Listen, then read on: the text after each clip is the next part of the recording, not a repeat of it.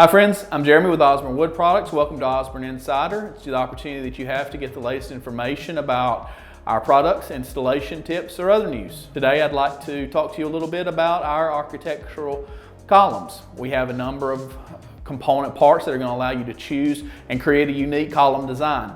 We even have a custom column creator on our website. This is a column that we made for our showroom. This design features a stunning fluted column, which is available in several heights, various wood types. It was paired with our ionic column capital. It's part 1631, and the egg and dart base, which is part 1632.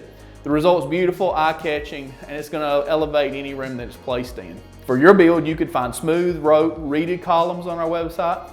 Columns, you know, are a great way to decorate large and small spaces, break up an open floor plan. Each piece will be sanded, ready for finishing. Thanks again for joining me today for Osborne Insider. Be sure to browse our website for more information about our architectural columns. If you have any questions, don't hesitate to reach out to our customer service representatives. You could reach them at 1-800-849-8876. And of course, like this video, subscribe to this channel to stay up to date on our newest content. Until next time, I hope you take the opportunity to build something beautiful.